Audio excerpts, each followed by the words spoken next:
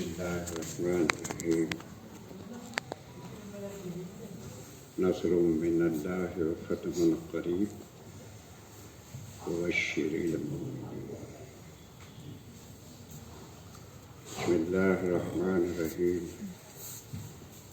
सुब्हानक ला इल्मा लना इल्ला मा अल्लमतना इन्नका अंतल अलीमुल हकीम। या रब्बी सल्लि व सल्लिम दाइमन अबदा अला हबीबिका खैरिल खल्क़ि कुल्लिहिम। जज़ल्लाहु अन्ना मुहम्मद मा हुवा अहलुहु सल्लल्लाहु अलैहि वसल्लम। अल्लाहुम्मा अंज़िलहुल मक़अदल मुक़र्रब इंदका यौमल क़ियामह। अल्लाहुम्मा सल्लि अला सय्यदिना मुहम्मदिन व अला आलि सय्यदिना मुहम्मदिन कमा तुहिब्बु व तर्जा लहू, कमा तुहिब्बु व तर्जा लहू, कमा तुहिब्बु व तर्जा लहू। ये नियत करो जो तक आ जाएगा पूरा करेंगे इंशाअल्लाह।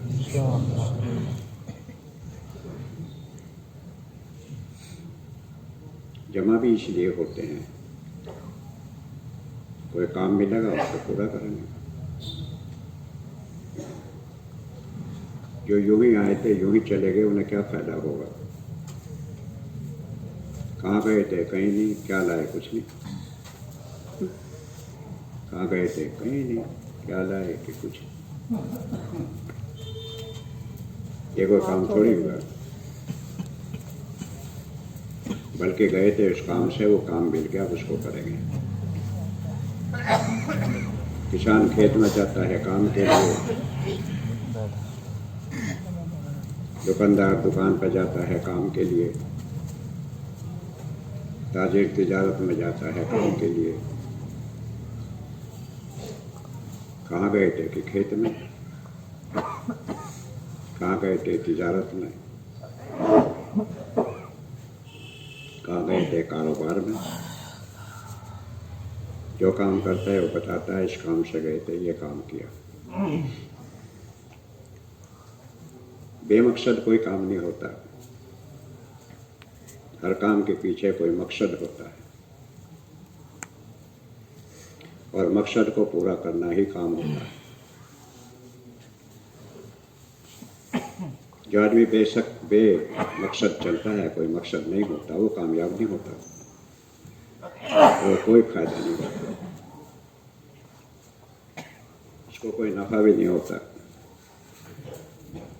फायदा उसको होता है जो मकसद को सामने रख के काम करता है। ईमान वालों का मकसद जो है वो आखिरत है।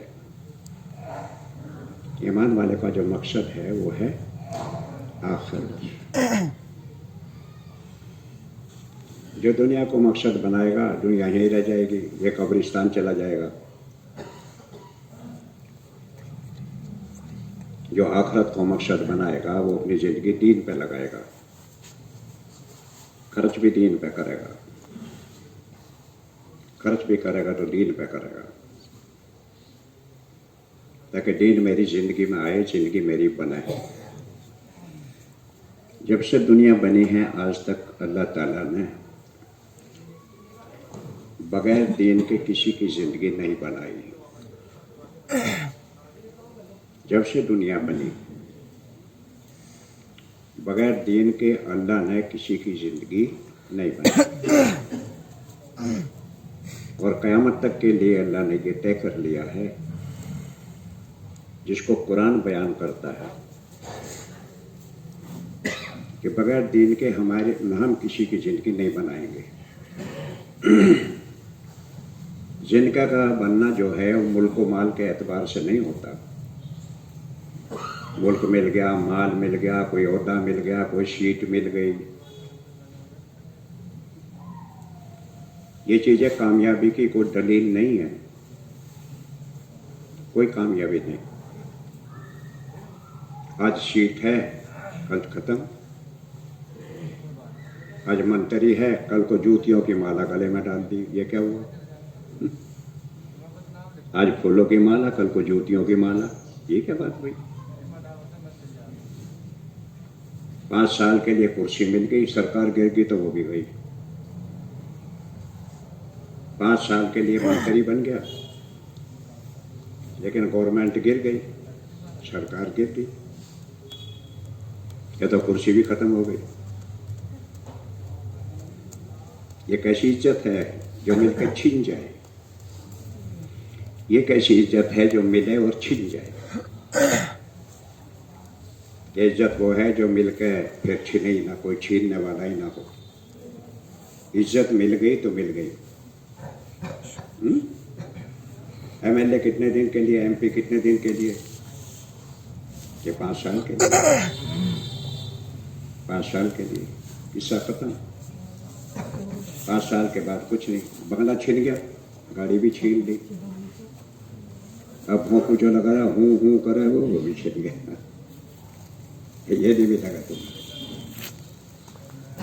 5 साल के मिल जाता, वो खत्म हो गया। क्या जिंदगी है? जिंदगी इज्जत वो है, इज्जत वो है जो मिल गई, बस मिल गई।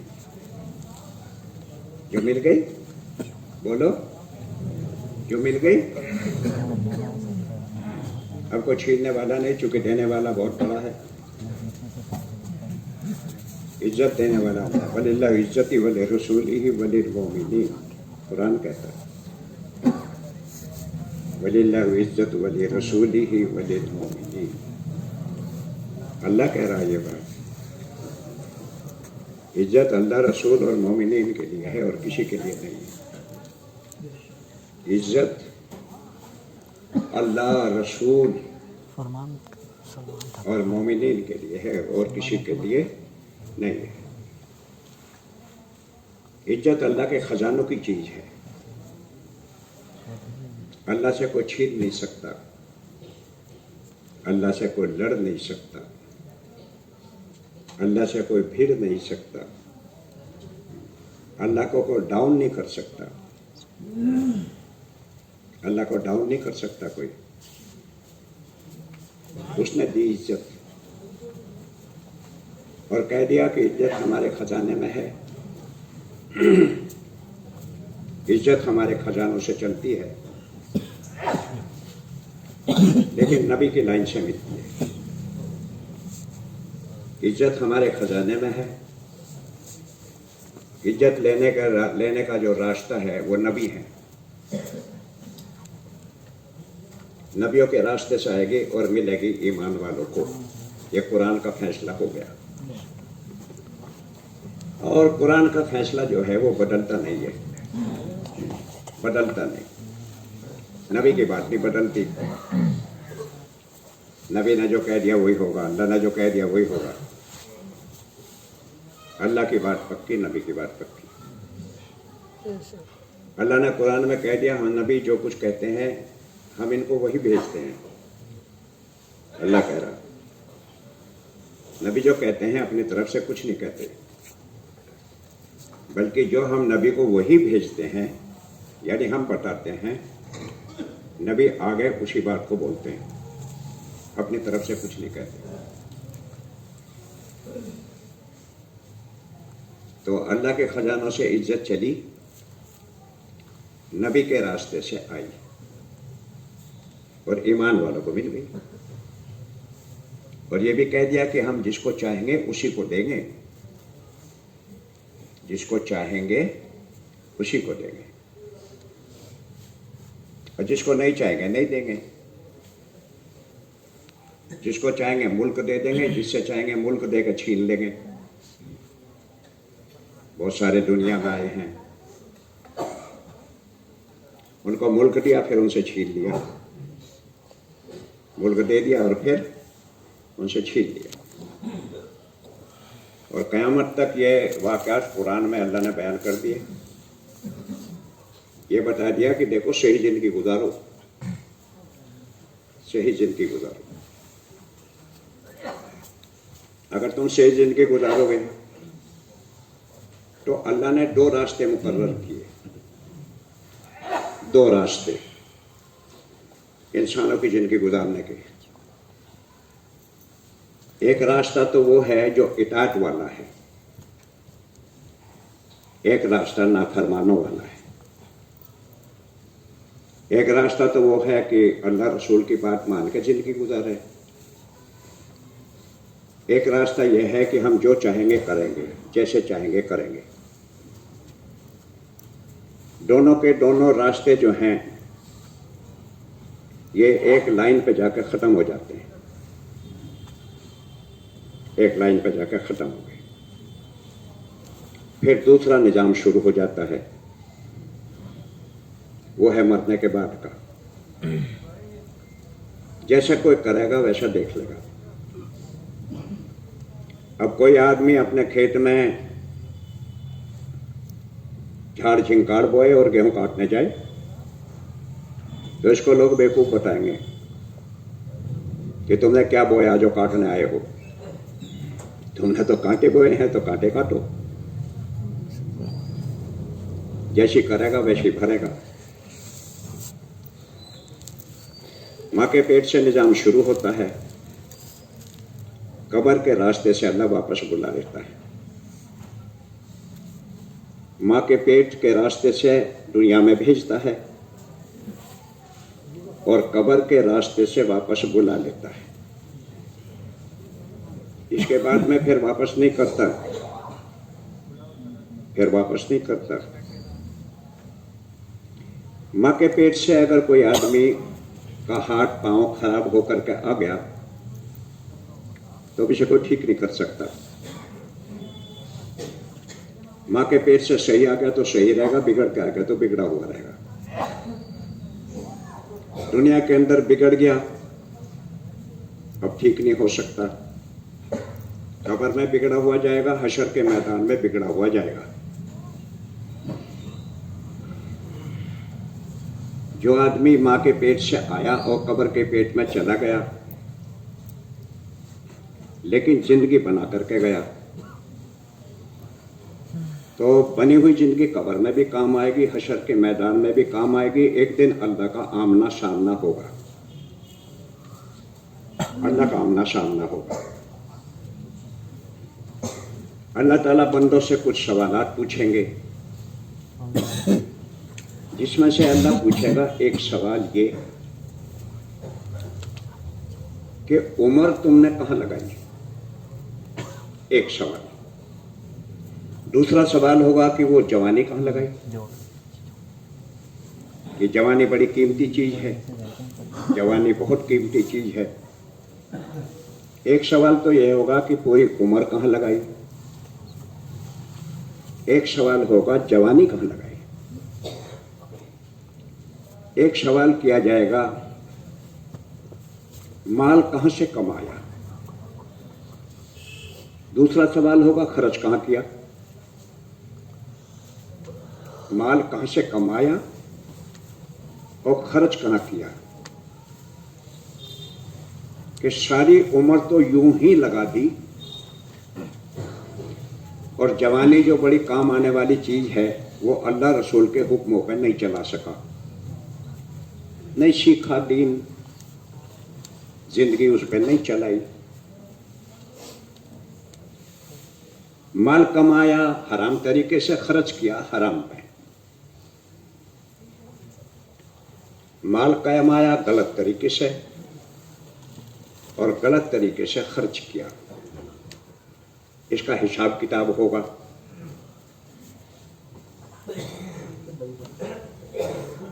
दुनिया के अंदर माल कमाया सही रास्ते से, सही रास्ते पर खर्च किया।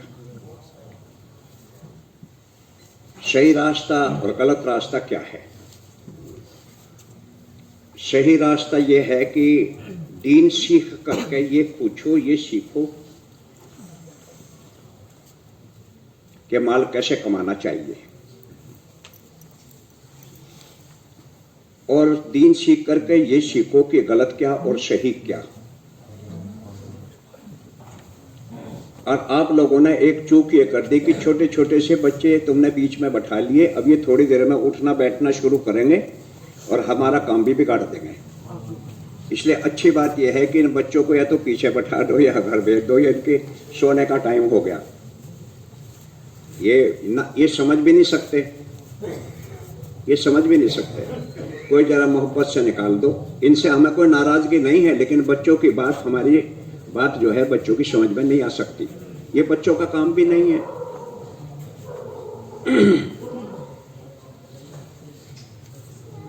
कि कमाना सीखो। अच्छा, ये जो जा रहे ये भी बच्चे ही हैं, ठीक है, इन्हें भी भेज दो बाहर, क्योंकि बाद बड़े भी बच्चे ही होते हैं, बाद बड़े भी बच्चे ही होते हैं। अल्लाह तुम्हें कबूल फरमाए। इब्ने उमर रज़ी अल्लाह तआला अन्हु फरमाते थे, हम हलाल के 10 टुकड़े करते हैं, हलाल के 10 हिस्से करते हैं, 9 को छोड़ देते हैं, इस्तेमाल एक ही को करते हैं। हलाल भी 9 छोड़ दिए, एक का इस्तेमाल किया। सफर में जा रहे थे, लोगों को देखा भीड़ लगी हुई है। पूछा क्या बात है? कहने लगे रास्ते पे शेर बैठ गया, रास्ता बंद हो गया, उधर के लोग उधर, इधर के लोग इधर रुक गए। घोड़े से नीचे उतरे, कान पकड़ के तमाचे मारे और कहा कि लोगों को परेशान क्यों करता है। वो शेर भाग गया जंगल में। कि ये क्या बात थी कि ये बात हलाल का असर था। फरमाया कि हराम के माल की कमाई से जिस्म पे कपड़ा पहना, जब तक जिस्म पे कपड़ा रहेगा ना नमाज कबूल हो ना दुआ कबूल हो। गलत कमाई से घर में लाया, वो बच्चों को खिलाया। इनकी नसों में जो खून बनेगा ये माँ बाप की नाफरमानी पे आमादा होंगे, ये माँ बाप की नाफरमानी करेंगे। जो आज के जमाने में आमतौर से शिकायत है, आमतौर से शिकायत है। लोग अपने बहुत बच्चों के हमसे शिकायत करते हैं आकर के कि दुआ करो, मेरा लड़का बिगड़ गया, मेरा बच्चा बिगड़ गया, मेरा ये बिगड़ गया, मेरा वो बिगड़ गया। इसकी वजह नहीं देखते कि बिगाड़ पैदा क्यों हुआ। आखिर इसके पीछे को राज तो है, ये बात पैदा क्यों हुई, ऐसा क्यों हुआ।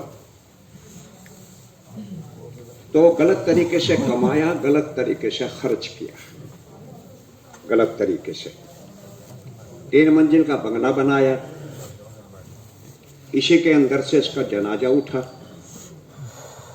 3 मंजिल का बंगला तो यहां रहेगा, ये चला गया कब्रिस्तान। कब्र के अंदर सबसे पहला जो सवाल होगा वो यकीन से मुताल्लिक होगा। ये हमारे नबी हजरत मोहम्मद सल्लल्लाहु अलैहि वसल्लम ने बताई। सबसे पहला सवाल ये होगा कि पलने का यकीन किससे था, रब कौन था तेरा, मालिक कौन था, पालने वाला कौन था। तो अगर दिल के टेप के अंदर ये यकीन भर लिया कि परवरिश तो अल्लाह करता है, तो इसके मुंह से निकलेगा मेरा रब अल्लाह है। और दुनिया के अंदर यकीन ये बनाया है कि दुकान से परवरिश होती है, तिजारत से है, और कमाते हैं, खाते हैं। और कमाएंगे नहीं तो खाएंगे कहां से, कमाएंगे नहीं तो खाएंगे कहां से। अगर ये यकीन बनाया तो जब इससे सवाल होगा तेरा रब कौन है, चूंकि वहां 2 फरिश्ते आएंगे, हमारे नबी ने बताई थी, तो सबसे पहला यही सवाल करेंगे, तेरा रब कौन है।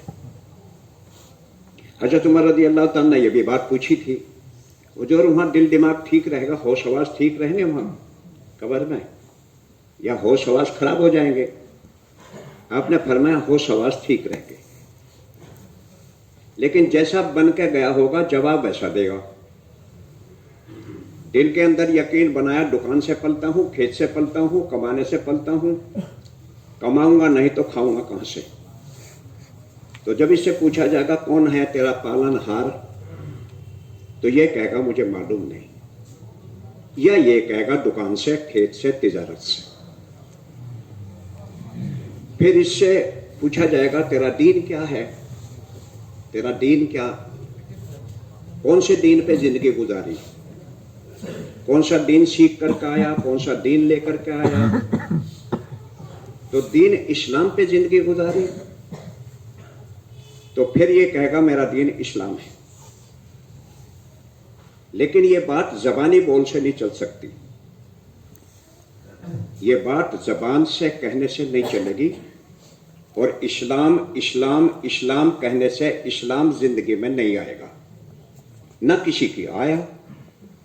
हाँ, यहाँ इनामपुरे का रिवाज कुछ और हो तो हमें मालूम नहीं, लेकिन दुनिया में तो यही है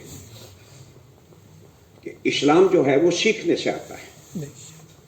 इस्लाम को सीखना पड़ता है। जैसे हल चलाना किसान सिखाता अपने बच्चे को, साइकिल चलाना सीखना पड़ता है,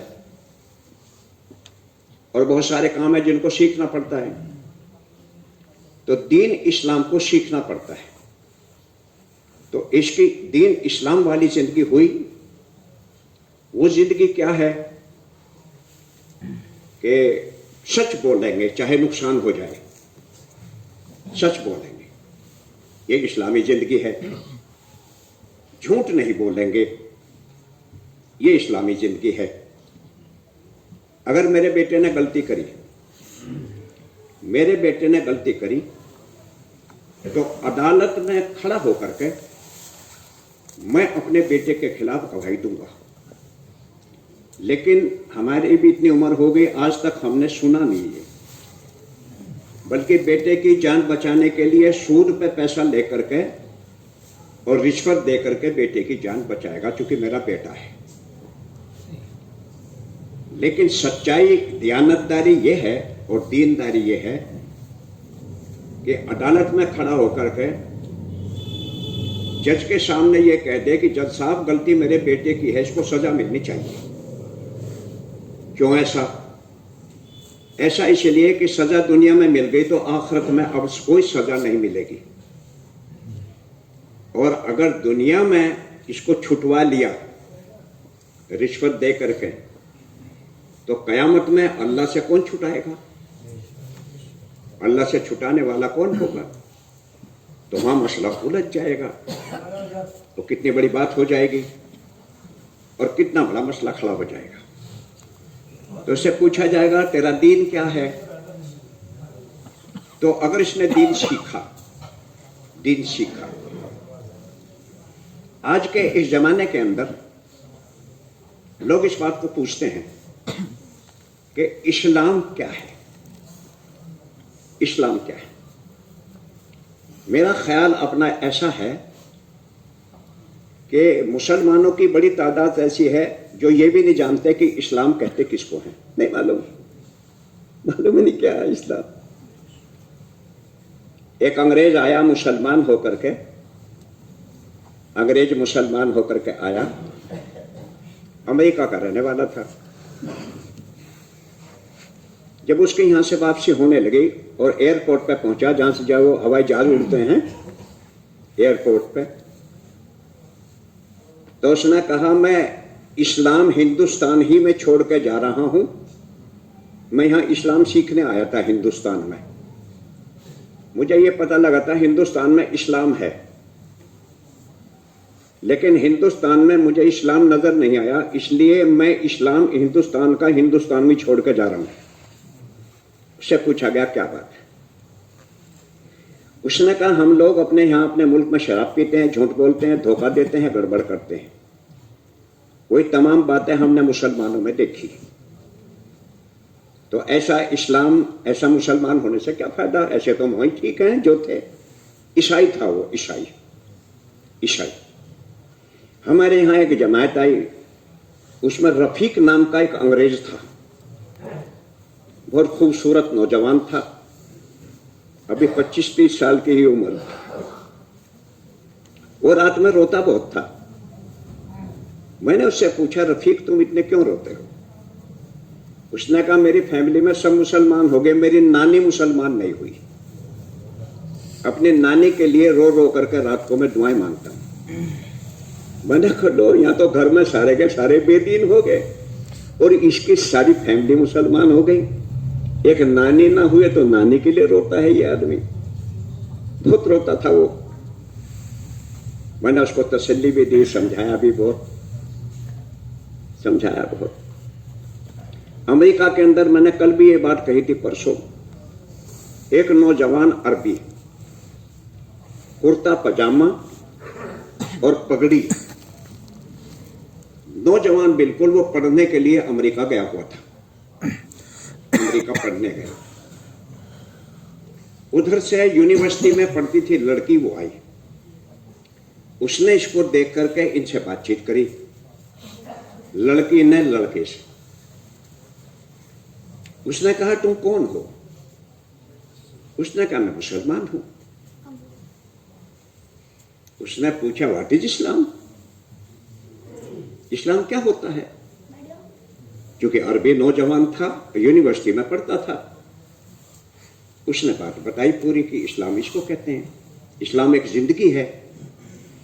इस्लाम बातों का नाम नहीं है, किसी कहानी का नाम इस्लाम नहीं है।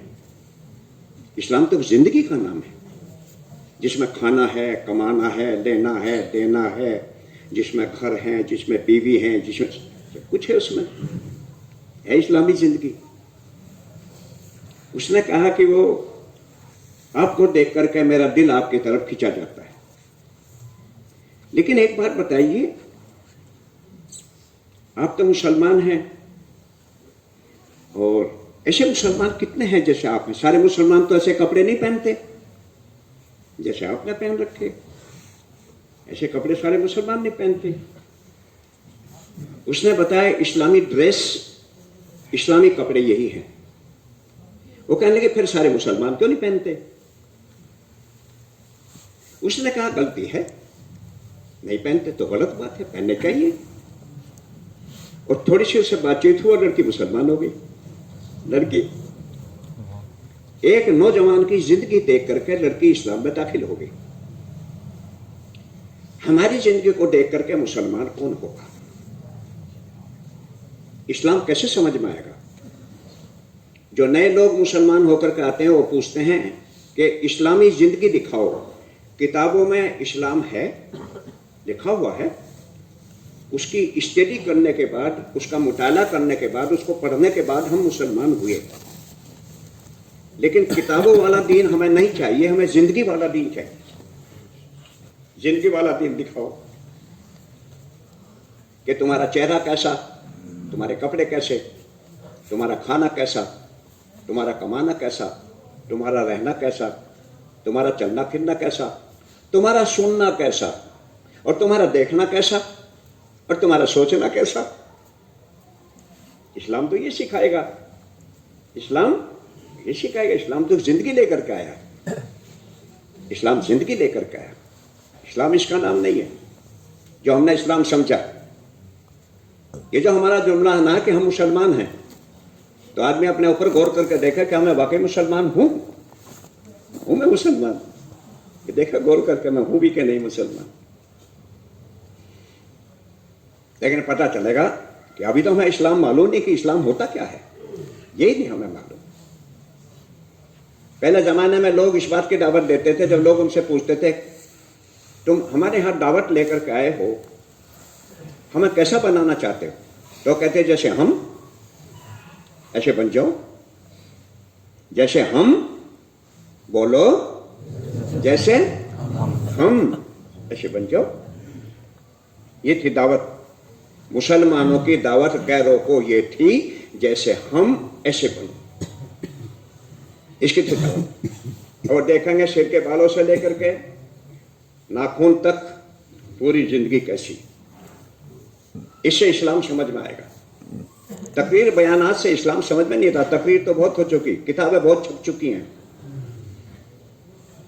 लाइब्रेरियां भरी पड़ी हैं किताबों से। कौन पढ़े किताब? कौन पढ़ेगा किताब? यह मसला। 5-6 आदमी चीन के अंदर गए, 5-6, या तो वो 5 थे या 7। इन्होंने जब चीन में ये पहुंचे हैं तो इन्होंने बैठ कर मशवरा किया क्या करेंगे। क्योंकि किसी जगह पर रहने के लिए कुछ ना कुछ तो करना पड़ेगा, कुछ करना पड़ेगा। तो उन्होंने कहा मंडी में काम करेंगे और गल्ले का काम करेंगे, गल्ले का काम। ठीक। कहने लगे कि उसूल बयान करो, उसूल का मुज़ाकरा करो, तिजारत के उसूल क्या होते हैं। बाप की दुकान कपड़े की थी, बेटा कपड़े की दुकान में बैठने लगा, उसे मालूम नहीं उसूल क्या होते हैं। जैसे बाप कर रहा था बेटा करने लगा, और बाप ने इसको सिखा दिया, कम तोलना, झूठ बोलना, धोखा देना, कम नापना, सब सिखा दिया। कम सिखा दिया बाप ने।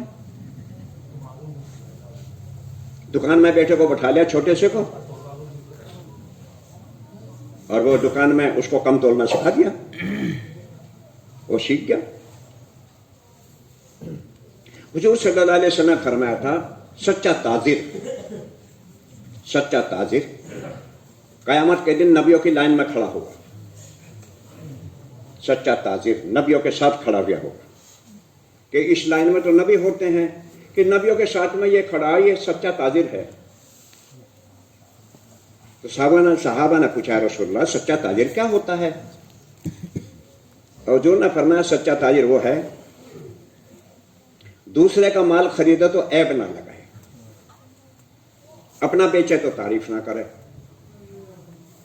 और नाप तोल में कोई गड़बड़ ना करे। जिसमें ये तीन बातें होंगी, कयामत के दिन नबियों के साथ खड़ा होगा। नबियों के साथ खड़ा होने के माने यह है कि कामयाब हो गया, कामयाब हो गया। अब ये ताजिर गए चीन में, और चीन में इन्होंने कारोबार शुरू कर दिया, मंडी में। तो इन्होंने कहा कि वसूल बताओ। हजरत उमर रज़ी अल्लाह ताला के जमाने में एक आदमी ने दुकान खोल ली। देखो सुनो बात ध्यान से, दुकान खोल ली। हजरत उमर मार्केट में गए, इससे पूछा दुकान कब खुली? अमीरुल मोमिनीन अभी थोड़े से दिन हुए अभी खोली। फरमाया तिजारत के वसूल सीख लिए, तिजारत कैसे करनी चाहिए सीख लिया, ताला डालो मस्जिद में आ जाओ, ताला डालो मस्जिद में आ जाओ, और मुझसे तिजारत के उसूल सीख लो, फिर तिजारत करना। तुमने तिजारत का तरीका तो सीखा ही नहीं और तिजारत शुरू कर दी, तो तुम तो हमारी मार्केट खराब कर दोगे, तुम तो मार्केट खराब करोगे हमारी। इसलिए ताला डाल दो और मस्जिद में आ जाओ, मैं तुम्हें तिजारत करनी सिखाऊंगा, मैं बताऊंगा कैसे करनी चाहिए तिजारत। ये थे बाप, ऐसे सीखते थे लोग। तो इन्होंने तिजारत का मुज़ाकरा किया कि हम गल्ला बेचेंगे, एक तो झुकता हुआ तोलेंगे, झुकता हुआ कि पूरा पूरा तोलने में जरा सा कम रह गया तो कयामत में पकड़ हो जाएगी, उससे बचने के लिए पहले ही झुकता हुआ तोल दो। एक बात, गल्ला साफ करके बेचेंगे, कंकड़ नहीं मिलाएंगे, पानी का छींटा नहीं देंगे वजन बढ़ाने के लिए। दो बार उधार देंगे, क्योंकि मकसद चीन में दीन का काम करना है, तिजारत नहीं। इन्होंने कहा हम ताजिर नहीं हैं, मुसलमान हैं। हम तो ताजिर हैं, हम ताजिर नहीं हैं, हम तो मुसलमान हैं। हम तो दीन की दावत लेकर के यहाँ आए हैं, हमें तो दीन की बात चालू करनी इस मुल्क के अंदर। तो उधार कोई मांगा है तो दे दो उधार, क्योंकि उधार नबियों ने भी लिया, औलिया अल्लाह ने भी लिया, उधार लेना कोई गुनाह नहीं। अब तो तबलीग में किसी को जाने के लिए कह दो 2-4 हज़ार रुपये उधार ले लो, किसी से कर्जा ले लो, 4 महीने लगा दो। तो कहते हैं कि क्या मसला ऐसा है कि कर्जा लेकर के तबलीग में जा सकते हैं? आज का मुसलमान पूछता है इस बात, आज का मुसलमान, पहले मुसलमान नहीं पूछते थे इस बात को। पैसे मुसलमान तो कर्जा लेकर के दीन का काम क्या करते थे, दीन का काम। झुकता हुआ तोड़ लेंगे, उधार मांगेगा दे देंगे, किसी पे पैसे ना होंगे तो क्या करें, ना दें तो क्या करें? अगर पैसे ना हो बोलो ना, दे दोगे? अरे सोच समझ के कहो, डरो अल्लाह से। आप लोग कर ही नहीं सकते ऐसा। उन्होंने कहा कि कोई पैसे ना होंगे तो ऐसे ही दे देंगे। क्यों? कि हर दाने के बदले में नेकी मिलेगी। इसमें मिलेगी नेकी, इसमें मिलेगा सवाब। कि नेकी क्या होगी? कि नेकी यह है कि कयामत के दिन एक नेकी कम रह गई तो जन्नत में जाने से रोक दिया कि जाओ एक नेकी ले आओ और जन्नत में चले जाओ। ये जाएगा अपनी माँ के पास, एक नेकी चाहिए। माँ कहेगी कौन है तू? मैं तेरा लड़का हूं ना, वो अब्दुल रहमान। वो कहेगी दुनिया में होगा, यहां तो मैं एक एक नेकी के लिए खुद परेशान हूं। मैं तो कोई नेकी नहीं दे सकती, मैं तो खुद परेशान हूं। बाप भी मने कर देगा, माँ भी मने कर देगी। एक नेकी की कमी की वजह से जन्नत में जाने से रोक दिया जाएगा। उस वक्त पता लगेगा कि नेकी क्या होती है। उन्होंने कहा जब हमें वैसे ही दे देंगे तो हम नेकी ले लेंगे, सवाब ले लेंगे, अल्लाह दे देगा। तिजारत शुरू हो गई, कारोबार चालू हो गया। ये लोग मंडी में छा गए, मंडी में छा गए। मकामी लोगों ने शिकायत कर दी बादशाह के यहां कि कुछ कुर्ते दाढ़ी जुब्बे वाले आए हुए हैं, अपने को मुसलमान कहते हैं, अरब के रहने वाले हैं, अरबी लोग। ये लोगों ने मार्केट खराब कर दी।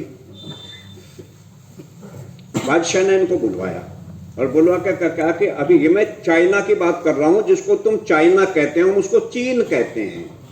क्योंकि आप लोगों की जरा बोलचाल इसी अंदाज के है ना, क्योंकि तुम लोग पढ़े लिखे हो, पढ़े लिखे लोग ऐसे बोलते हैं। तो बादशाह ने बुला करके कहा कि हमारा मुल्क अभी छोड़ दो, इसी वक्त। इन्होंने कहा ना तो किया निकाह, ना बनाया मकान, हमने यहां निकाह नहीं किया और हमने यहां मकान नहीं बनाया, अभी चले जाते हैं। लेकिन चूंकि ये छा चुके थे, मंडी में छा गए। अब लोगों ने झंडा उठा दिया, इंकलाब जिंदाबाद, जो आजकल चलता रहता है, हमारे मुल्क में जरा ज्यादा चलता है, इंकलाब जिंदाबाद। बादशाह ने कहा मामला क्या? कहने लगे तो बहुत अच्छे लोग हैं, ये तो बहुत अच्छे लोग हैं, आप इनको इनके मुल्क में वापस क्यों कर रहे हैं? बादशाह परेशान। कुछ लोग कहते हैं इनको यहां से हटाओ, कुछ लोग कहते जाने नहीं देंगे। बल्कि लोगों ने यह कहा अगर ये लोग अपने मुल्क में जाएंगे तो हम भी इनके साथ जाएंगे, और बादशाह हम तुम्हारे मुल्क में नहीं रहेंगे, यहां इंसाफ नहीं है। बादशाह परेशान हो गया। ईमान वालों को बुला करके कहा कि अच्छा एक काम करो, 1 साल तक रुको। 1 साल की इजाजत हो गई, लेकिन एक बात सुनो, मैं ऑडिट कराऊंगा।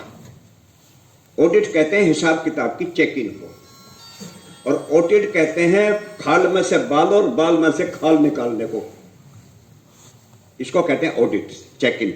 कमी देखो कहां है, कमी तलाश करने के लिए ऑडिट होती है, चेकिंग होती है। 1 साल हो गया, कारोबार खूब चला, लेकिन हिसाब किताब में नुकसान आया, नुकसान हो गया। बादशाह ने कहा अब तुम क्या कहते हो? उसने कहा हम तो अपने मुल्क में जाने को तैयार हैं, लेकिन एक कमी रह गई। बादशाह ने कहा क्या कमी है? कि कारोबार में नफा और बरकत तो कलमे से होती है, कलमा तो किसी के पास में है नहीं। यहाँ तो सारे बगैर कलमे के हैं, और बगैर कलमे के ना कोई बरकत, ना कोई फायदा, ना कोई नफा। असल है कलमा यानी ईमान, ईमान। बादशाह ने कहा तो कलमा पढ़ाओ। इन्होंने जो कलमा पढ़ाना शुरू किया है, तो इस जमीन के ऊपर, इस दुनिया में एक वक्त ऐसा गुजर चुका, चीन के अंदर सारे के सारे ईमान वाले थे, बेईमान एक भी नहीं था। इन 5 आदमियों की मेहनत से 5 आदमियों ने एक पूरे मुल्क को मुसलमान बना दिया। ताज्जुब की बात यह है कि मैं अपने घर को मुसलमान नहीं बना सका, मैं अपने मोहल्ले को मुसलमान नहीं बना सका, मैं अपने पड़ोस को मुसलमान नहीं बना सका। मैं कैसा मुसलमान हूं? इराक के अंदर खुदा के दीन का काम हो रहा था। लोगों ने ये देखा कि इस्लाम बड़ी तेजी से फैल रहा है। इसकी वजह देखो, एक आदमी को इराक में भेजा, उसने एक होटल में खाना खाया। दूसरा आदमी पहले से खाना खा रहा था। पहले वाला जब खाना खा चुका तो उसने कहा मैनेजर से या अकाउंटेंट से कहो जो पैसे ले रहा था, उससे कहा ये आदमी जो खाना खा रहा है अजनबी है, ये हमारे यहाँ का नहीं है, शायद मेहमान है, ये कोई मेहमान है यहाँ आया, ये इसके पैसे भी ले लो। और दे के चला गया। बाद वाले ने खाना खाया, पैसे देने लगे, उसने कहा तुम्हारे पैसे आ गए। उसने कहा मैंने तो दिए नहीं। कि नहीं, जो पहले खाना खा रहा था वो तुम्हारे पैसे दे गया। इसने कहा यार ताज्जुब है, ये कैसा अखलाक, ना जान ना पहचान और पैसे दे गया, ऐसा होता है मुसलमान। अभी तो एक ही बात देखी है, एक ही बात देखी बस। इसके बाद देखो उसको सामान लेना था, दुकान पर गया, सामान दिखाया, पसंद आ गया, रेट पूछ लिए, ये पैसे ले लो। दुकानदार ने ये कहा कि सामने वाली दुकान से ले लो। ये उस दुकान पे गया, दूसरी पे, वहां देखा वही रेट, वही सामान, वही कीमत, सब वहां से सामान ले लिया। वापस आया कि जब ये सामान तुम्हारे पास में था, कीमत रेट वही है जो उसके हैं, तो तुमने मुझे क्यों नहीं दिया, ये बताओ। कहने की असल बात यह है कि जो सामने वाला है, इसके यहां सुबह से कोई ग्राहक नहीं आया, और इसके छोटे छोटे से बच्चे हैं, छोटे छोटे बच्चे, और मेरे पास में कई ग्राहक आ चुके हैं सुबह से, तो मेरे यहां बच्चों के लिए रोटी रोजी का इंतजाम अल्लाह ने कर दिया, इसका नहीं हुआ। तो मुझे ख्याल आया कि इसके छोटे छोटे बच्चे, उनका क्या होगा, इसलिए मैंने तुम्हें उनके पास भेज दिया। यह आदमी कहने लगा इस्लाम अगर इसका नाम है तो मुझे कलमा पढ़ाओ, ला इलाहा इल्लल्लाह मुहम्मदुर रसूलुल्लाह। आया था सामान लेने और ईमान लेकर के अपने घर वापस चला गया। इसको इस्लामी जिंदगी कहते हैं। ये है वो इस्लामी जिंदगी, इसको सीखना पड़ता है। केरल का इलाका जो मिला हुआ है शिलोन से करीब, वहां एक आदमी तिजारत का काम करता था, ताजिर था वो। दिन में फेरी पे चला जाता, शाम को एक बुढ़िया के यहां ठहर जाता, ठहरा करता था, खाना पीना करता। एक दिन जो आए वो फेरी पे से, तो बुढ़िया रो रही थी। इसने पूछा अम्मा क्यों रोती हो? बुढ़िया ने कहा भाई तुम अपना काम करो, क्या लेते हो? कि नहीं नहीं, मैं आपके यहां ठहरा हुआ हूं, आपकी दुख तकलीफ में मुझे काम आना चाहिए। मुसलमान की जिंदगी यही होती है, जो दूसरों के काम आए, खुद तकलीफ उठाए और दूसरों के काम आए। आप मुझे बताइए। जब इसने बहुत कुछ कहा तो बुढ़िया ने रो करके ये कहा, यहां का कानून ये है, हर साल एक लड़की सजा करके, जेवर पहना के, और यहां हुकूमत की तरफ से डोली आती है, वो कपड़े नए पहन करके, जेवर पहन करके उसमें बैठ जाते हैं। ये एक जगह ले जाते हैं समंदर के किनारे, वहां उसकी भेंट चढ़ाई जाती है उस लड़की की, कुंवारी लड़की। आज मेरी लड़की का नंबर है, मैं इसलिए रो रही हूं कि वो लोग आएंगे, मेरी लड़की को ले जाएंगे। इन्होंने कहा मैं तुम्हारी मदद करूंगा, जब कपड़े और जेवर आ जाएं तो मुझे बताना। खैर वो कपड़े आ गए, जेवर आ गए, ना दो के, लेकिन इसके दाढ़ी, इसके तो दाढ़ी। इसने वो जनाने कपड़े पहने, जनाने कपड़े पहने, जेवर पहना, और मुंह छुपा करके डोली में बैठ गया। ले जाने वालों ने सोचा लड़की है, देखा नहीं, वहां समंदर के किनारे बना हुआ था एक कमरा, वहां भेंट चढ़ती थी, वहां ले गए। कमरा बंद कर दिया, लड़का इसको अंदर छोड़ दिया लड़की समझ के। अब इसने वो कपड़े वपड़े तो उतारे और थोड़ी देर गुजरी थी कि एक आवाज आनी शुरू हुई जो खतरनाक आवाज थी। वो आवाज उठी, बात तो हकीकत की थी। वो कोई ये कहता है कि मैंने ये सोचा था ये पढ़ूंगा वो पढ़ूंगा, लेकिन मुझे याद कुछ ना आया डर की वजह से। डर तो लगेगा। कह रहे जब मुझे कुछ याद ना आया तो मैंने अजान पढ़ दी। क्या पढ़ दी?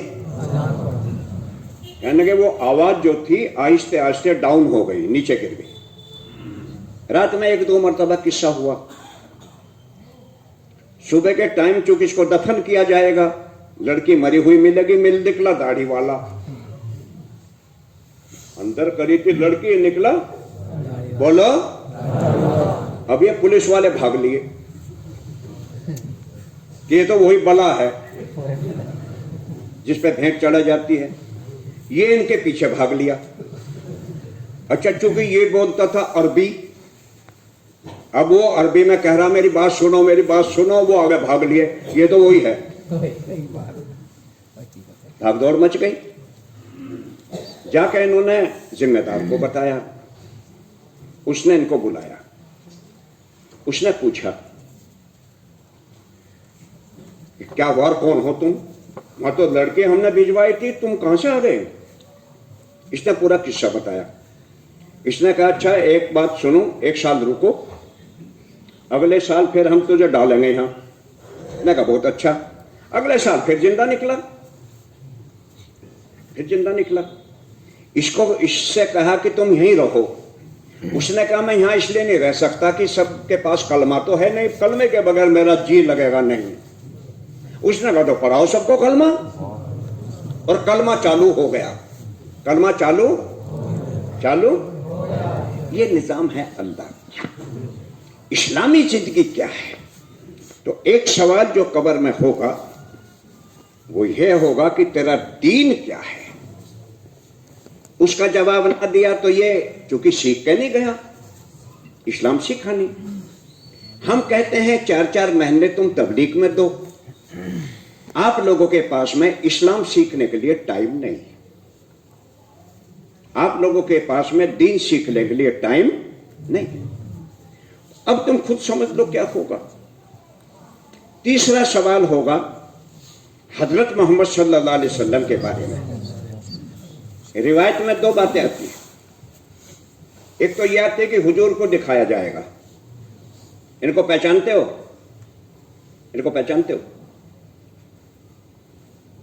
या फिर हुजूर के बारे में पूछा जाएगा, मोहम्मद सल्लल्लाहु अलैहि वसल्लम के बारे में क्या कहते हो? जो हुजूर जिंदगी लाए वो अगर जिंदगी अपनाई, हुजूर जैसा चेहरा, हुजूर जैसे कपड़े, हुजूर जैसा खाना, हुजूर जैसा चलना, हुजूर जैसा फिरना, हुजूर वाली तालीम अगर इसने सीखी ये जिंदगी, तो ये कह सकेगा कि मेरे आका कमली वाले सरकार हैं। और इसने अगर ये कह दिया कि मैं नहीं जानता, और जानेगा वो और पहचानेगा वो जो मोहम्मद सल्लल्लाहु अलैहि वसल्लम की जिंदगी सीख लेगा।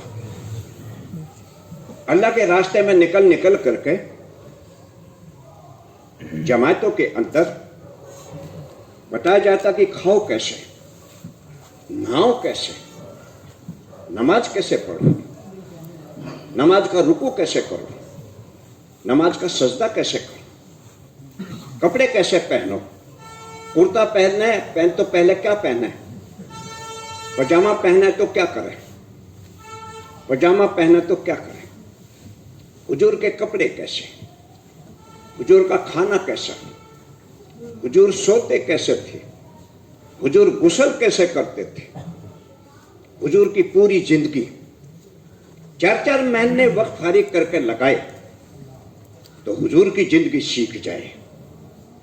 हुजूर की जिंदगी सीखने को हम कहते हैं, आप लोग कहते हैं हमारे पास में टाइम नहीं। हम बहुत मशगूल हैं। वोट कहते हैं हम मजबूर हैं, वोट कहते हैं हम मजबूर हैं, वोट कहते हैं मशगूल हैं। कर्जा लेने की बात कहते हैं, कर्जा पहले लोगों ने लिया, कर्जा लेकर के दीन का काम किया। किसी की जिंदगी सीरत की किताबों में हमें नहीं मिली। सीरत की जो बड़ी बड़ी किताबें हैं उनमें हमने नहीं देखा और न हमें मिली कि किसी ने कर्जा लेकर के बेटी की शादी करी हो और कर्जा लेकर के मकान बनाया हो, कर्जा लेकर के मकान बनाया हो, कर्जा लेकर के बेटी का निकाह किया हो। कहीं नहीं मिली ये बात। हाँ, एक बात किताबों में मिली, कर्जा लेना दीन पे लगाना, कर्जा लेना दीन पे लगाना, कर्जा लेना दीन पे खर्च करना, ये बात मिली। ये बात अब इस्लामी जिंदगी अगर होगी, साहबा इकराम और दावत की इस मुबारक मेहनत को हुजूर ने मक्के में शुरू किया, लेकिन मक्के में ये बात नहीं चली और 13 साल हो गए। 13 साल तक आप कोशिश करते रहे, बात नहीं चल सकी। आखिर में फिर आप मदीने चले गए।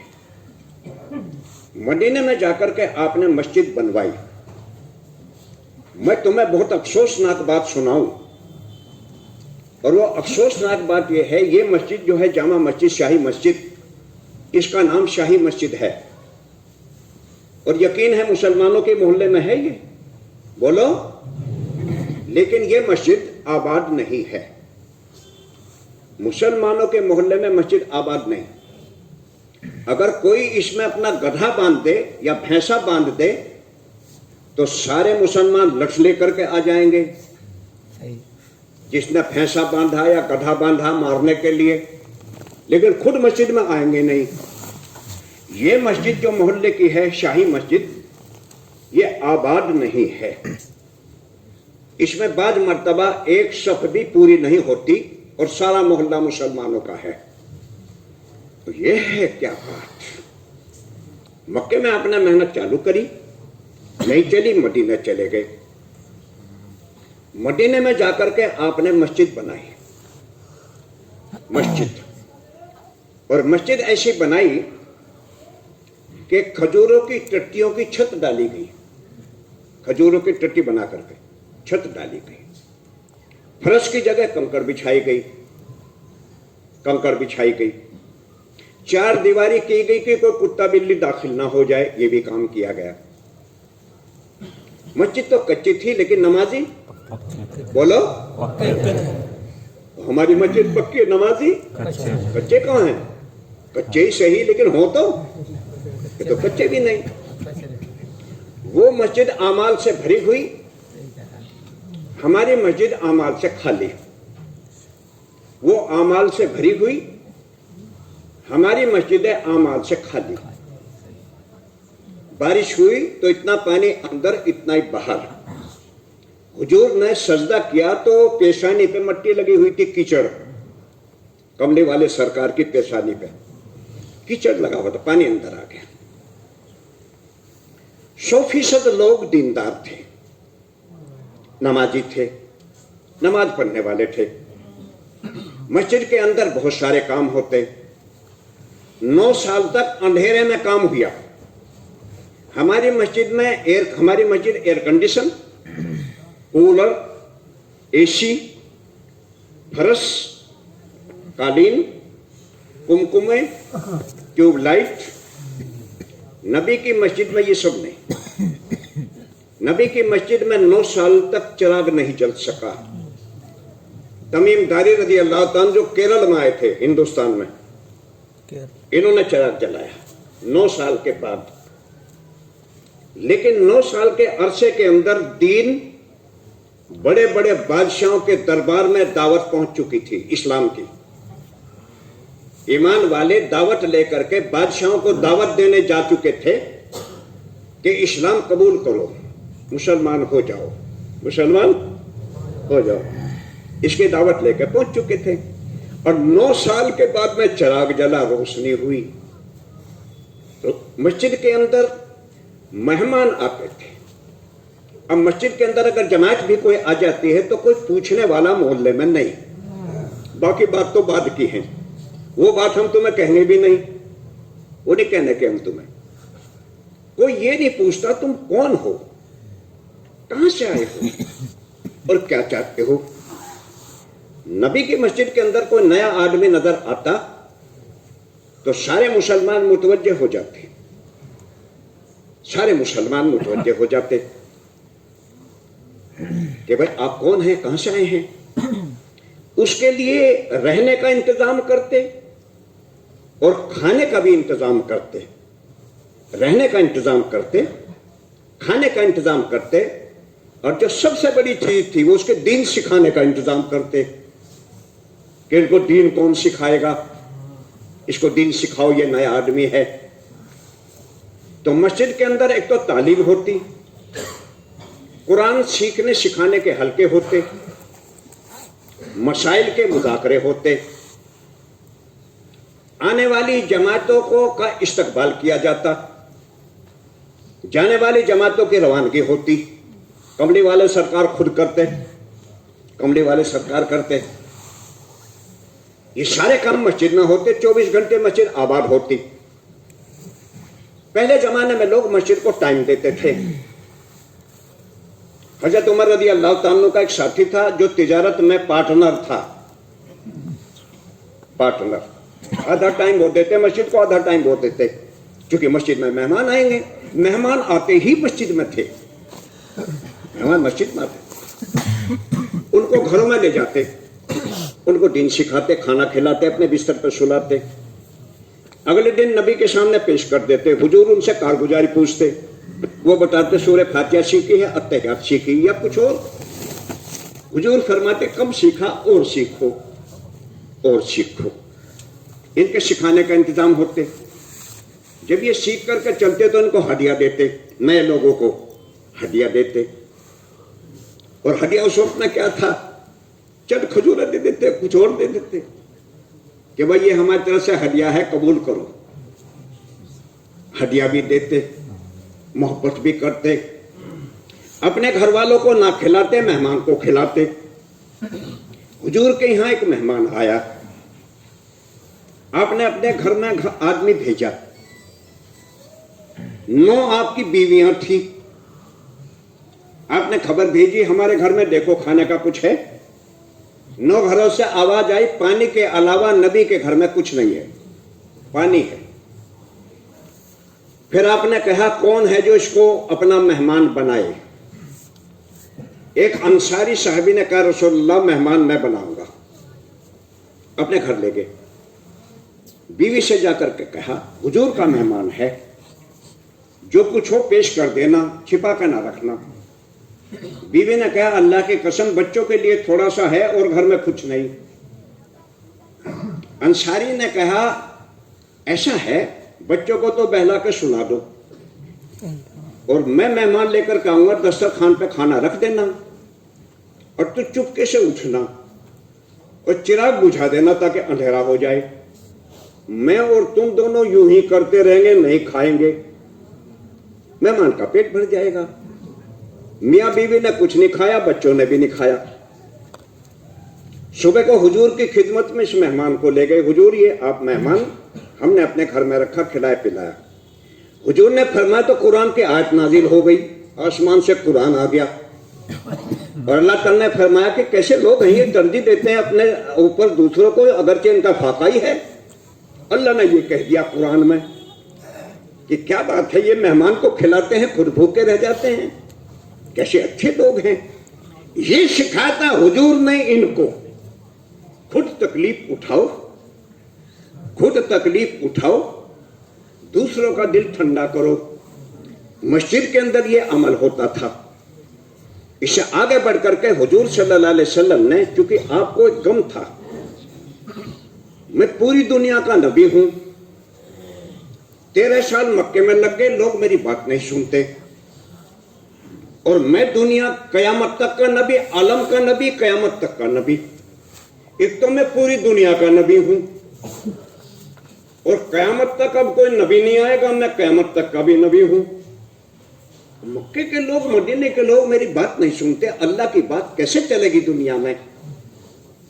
इस गम ने आपको पेट भर के रोटी नहीं खाने दी और नींद भर करके सोने नहीं दिया, और अपनी पूरी जिंदगी में हुजूर कभी हंसे नहीं। देखो ये ताज्जुब की बात है। अपने दोस्तों को खुश करने के लिए कभी मुस्कुरा दिया करते थे, और जब मुस्कुराते थे आप तो होंठ खुल जाते थे यूं, और होंठों के अंदर से एक लाइट निकलती जैसे टॉर्च की लाइट होती है। अगर सामने दीवार होती तो दीवार पे पड़ती वो लाइट, दंदाने मुबारक से वो लाइट निकलती थी। हुजूर सल्लल्लाहु अलैहि वसल्लम के जिस्म मुबारक से पसीना निकलता, उसमें मुश्क की खुशबू होती। आप एक दिन आराम फरमाते, गर्मी का मौसम, आपकी एक बीवी अजवाज मुतारात, हमारी तुम्हारी सबकी माएं, नबी की बीवी उम्मत की मां होती हैं असली, वो आपका पसीना ले रही थी शीशी में। हुजूर की आंख खुल गई। आपने फरमाया क्या कर रही हो? हुजूर आपका पसीना लेकर के अपने इतर में मिलाऊंगी ताकि हमारा इतर की खुशबू और अच्छी हो जाए। आपके जिस्म पे मक्खी नहीं बैठती। कपड़े धुलवाते थे लेकिन गंदे नहीं होते थे। अगर ना धुलवाते तो फिर ईमान वाले उम्मत भी नहीं धोती। उम्मत को सिखाने के लिए घर में चिराग जलाया। आपको चिराग की जरूरत नहीं थी क्योंकि हुजूर खुद सिराजम मुनीरा थे। सिराजम मुनीरा के माने होते हैं रोशन चिराग, तो खुद ही रोशन थे आप। लेकिन चिराग ना जलाते तो फिर बाद में उम्मत भी ना जलाते कि हमारे नबी ने नहीं जलाया, हम भी नहीं जलाएंगे, अंधेरे में रहेंगे। उम्मत को सिखाने के लिए ये बात थी। तो हुजूर अलैहिस्सलाम की मस्जिद के अंदर ये सारे काम, और हुजूर सल्लल्लाहु अलैहि वसल्लम का ऐसा हाल। लुकमा हाथ में है और उम्मत याद आ गई, उम्मत याद आ गई तो लुकमा वापस रख दिया, उसको मुंह में नहीं रखा। या रसूल अल्लाह क्या बात हो गई? वरना उम्मत याद आ गई। रोटी मेरी उम्मत के लिए। हुजूर के रहने की 7 हाथ की झोपड़ी, 7 हाथ का हुजरा झोपड़ी।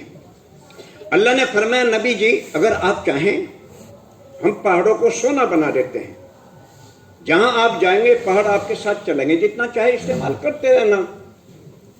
हुजूर ने अल्लाह से दरखास्त की, मैं चाहता हूं एक वक्त तो मैं खाऊं ताकि तेरा शुक्र अदा करूं, एक वक्त मैं भूखा रहूं ताकि मैं सब्र करूं।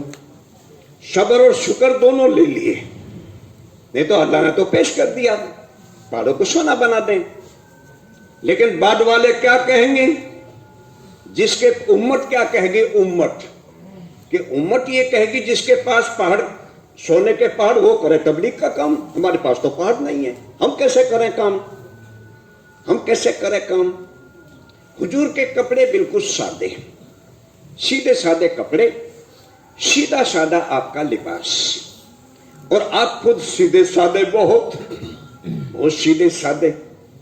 आपको ये गम अंदर से खाता था, मैं आलम का नबी, मक्के के लोग मेरी बात नहीं सुनते, मदीने के लोग मेरी बात नहीं सुनते, मेरे अल्लाह की बात दुनिया में चलेगी कैसे?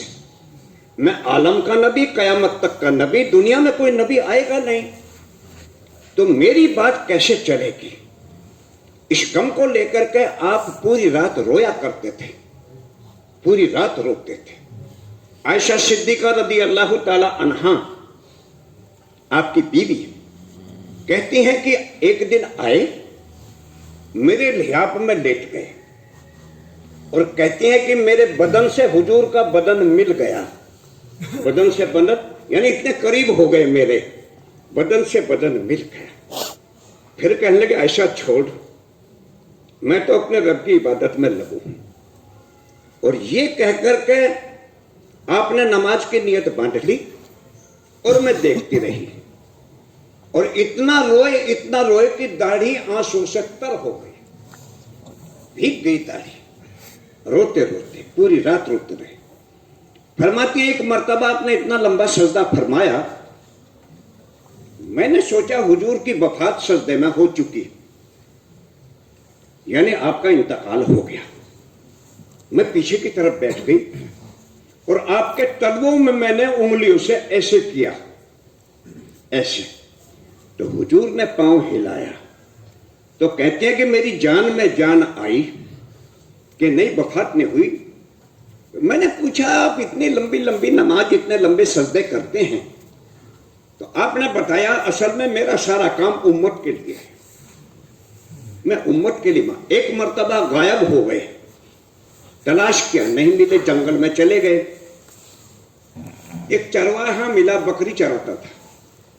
पूछा मोहम्मद सल्लल्लाहु अलैहि वसल्लम को देखा? कहने लगे मैंने तो कुछ नहीं देखा, लेकिन इन पहाड़ों के बीच में से रोने की आवाज आती है। मैं बकरियों को रोकता हूं, बकरी उधर को भागती हैं। साहबा इकराम वहां पहुंचे, जाकर देखे 2 पहाड़ों के बीच में सजदे में हैं और इतना रोए कि आंसू से जमीन भीग गई। हमने पूछा रसूल अल्लाह क्या हो गया? अरे फरमाया तुम क्यों हो गए? मैं तो अल्लाह ताला को राजी करने आया कि अल्लाह मेरी उम्मत को माफ कर दे। अल्लाह मेरे सामने उम्मत का मसला है, मेरे सामने उम्मत का मसला है। आज उम्मत का हाल तुम भी देखो, घर आबाद नहीं, मस्जिद आबाद नहीं, जिंदगी आबाद नहीं, दिल आबाद नहीं, दिल भी आबाद नहीं है। दिल ईमान यकीन की माया से खाली हैं और दिलों के अंदर दुकान, तिजारत, कारोबार और माल की मोहब्बत भरी पड़ी है। जबकि फरमाया कि मोमिन का दिल अल्लाह का घर है, मोमिन का दिल अल्लाह का घर है, इसको खाली करो अल्लाह के लिए, ये अल्लाह का घर है। हमारे घर में कोई गैर मुस्लिम आने लगे तो हम गवारा नहीं करेंगे। भाई क्या कर रहे हो, पर्दे का मकान है, तुम चले आ रहे हो, दाखिल नहीं होने देंगे क्यों, गैर महरम है। अल्लाह दिल में आना चाहता है, वापस चला जाता है। अल्लाह जी आप हमारे दिल में क्यों नहीं आते? अल्लाह कहता है तेरा दिल गंदा है। कि दिल कैसे गंदा कर लिया? हमने कहा चोरी डकैती कर ली कि नहीं। तुम्हारा दिल इसलिए गंदा है कि तुमने दिल के अंदर दुनिया की मोहब्बत भर रखी है। मेरी बीवी, मेरे बच्चे, मेरी दुकान, मेरी तिजारत, मेरा कमाना खाना, जब तुमने दिल के अंदर ये भर लिया है तो दुनिया से दिल हो जाता है गंदा। तो मैं कैसे आऊं गंदी जगह? अल्लाह की जात है पाक, अल्लाह तो पाक है, तो पाक अल्लाह गंदी जगह में क्यों आएगा? तो दिल अल्लाह से खाली। घर के अंदर गैर आए तो दाखिल ना हो सके, और दिल के अंदर अल्लाह का गैर आए तो गैर के लिए जगह है, अल्लाह के लिए दिल में जगह नहीं। हुजूर अलैहिस्सलातु वस्सलाम ने लोगों के दिलों पे मेहनत करी। मक्के वाले जो यहां आए मदीने में, वो तिजारत वहीं रह गई उनकी, और मदीने वाले जो हैं ये खेती बाड़ी की लाइन के लोग हैं। इन दोनों को मिलाया और मिला करके इनको ये समझाया कि देखो मेरे बाद में अब कोई नबी नहीं आएगा, और तुम मेरे काम को ले लो और मेरे काम को सीख लो और पूरी दुनिया में लेकर करके चले जाओ। मुझसे सीख लो, जो मैं तुम्हें सिखाऊं उसको लेकर के पूरी दुनिया में जाओ। क्योंकि ईमान वाले का ये काम नहीं कि अपनी कलमा नमाज लेकर के अपने घर बैठ जाए, ये ईमान वाले का काम नहीं, बल्कि कलमा नमाज लेकर के पूरी दुनिया में चला जाए। इसके लिए चाहे जो करना पड़े, बीवी छूटेगी, बच्चे छूटेंगे, कारोबार छूटेगा। मक्के वालों की तिजारत मक्के में रह गई, वो ताजिर थे। मदीने वाले खेती बाड़ी करते थे, इनको खेतों में नबी ने काम करने नहीं दिया और इनको ये समझाया तुम खेती बाड़ी में लगोगे तो मेरा काम कौन करेगा, तुम खेती बाड़ी में लग जाओगे तो मेरा काम कौन करेगा। फिर इनको कुर्बानी पे उठाया, मक्के वाले और मदीने वालों को। इनकी खेतियां सूख गई, काम करने नहीं दिया, तिजारत खत्म हो गई। इसके बाद में इन्होंने कर्जा लिया, और कर्जा था यहूदियों का। ताजिर मदीने में यहूदी थे, मुसलमानों के हाथ में तिजारत नहीं। यहूदियों के हाथ में तिजारत की मंडी आज भी है, पहले भी थी। यहूदियों से ये कर्जा लेते थे, लेकिन कर्जा लेते थे दीन के काम के लिए, तबलीग के काम के लिए कर्जा लेते थे। कर्जा लेकर के तबलीग का काम करते थे। हुजूर ने खुद कर्जा ले लिया और कर्जा लेकर के काम किया। ये काम चलता रहा, लेकिन बाद में जरूरत पड़ी तो यहूदियों ने यह कहा तुम लेकर देते नहीं हो, अब हम तुम्हें पैसे नहीं देंगे। इससे आगे यहूदियों ने कहा अपनी औरतों को गिरवी रख दो हमारे पास। ये बड़ी भद्दी बात थी। इन्होंने कहा हम अरब लोग हैं, ये घिनौनी बात है, गंदी, ऐसा नहीं करेंगे। तो उन्होंने कहा तो अपने हथियार रख दो। ये कहते थे और कर्जा भी देते थे और रास्तों में जलील भी करते थे, मुसलमानों के गिरबान पकड़ते थे, पैसे दो। मदीने वालों का गुजारा खेती बाड़ी खजूरों पे, और खजूरों के बागात सूख चुके, इनको पानी नहीं दिया गया, खेतियां सूख गई, अब परेशानी बर्पा हो गई। करें तो क्या करें? हुजूर सल्लल्लाहु अलैहि वसल्लम ने इनको समझाया, देखो चंद रोजा जिंदगी है, इसको ऐसे ही कर लो। एक मर्तबा मदीने के लोग रहने वाले जो मदनी थे, मदीने वाले, तो इन्होंने आपस में मशवरा किया बड़े बड़े सरदारों ने कि चलो हुजूर के पास चलते हैं और हुजूर से ये कहेंगे रसूल अल्लाह हम ज्यादा नहीं चाहते, इतना चाहते हैं एक वक्त रोटी मिल जाए, दोनों वक्त मिले या ना मिले, एक वक्त रोटी मिल जाए, इतना तो हमारे लिए हो जाए। क्योंकि देखो अगर हम जाते हैं घर में तो बच्चे कहते हैं अब्बू जी रोटी, अब्बू जी रोटी। हम निकलते हैं बाहर तो यहूदी पकड़ते हैं हमारे गिरबान के कर्जा दे के जाओ। अब हम आते हैं आपके पास, आप कहते हैं यहां चलो, यहां चलो, यहां चलो, पूरी दुनिया में जाओ। तो हुजूर ऐसा है, हम यूं आए हैं सब, एक वक्त की रोटी हमें मिल जाए। ये पहुंचे, हुजूर मौजूद थे। हुजूर ने देख करके कहा मरहबा मरहबा मरहबा, अंसार आ गए, अंसार आ गए, मरहबा मरहबा, आओ अंसार आओ। और आपने इनके कहने से पहले यूं कहा अंसार आज जो मांगोगे वो मिलेगा, आज जो मांगोगे वो मिलेगा, मांगो क्या मांगते हो। अब ये सारे बड़े बड़े लोग थे, आपस में मशवरा किया, हाँ भाई क्या मांगे। हुजूर ने तो कह दिया जो मांगोगे वो मिलेगा, आज मांग लो।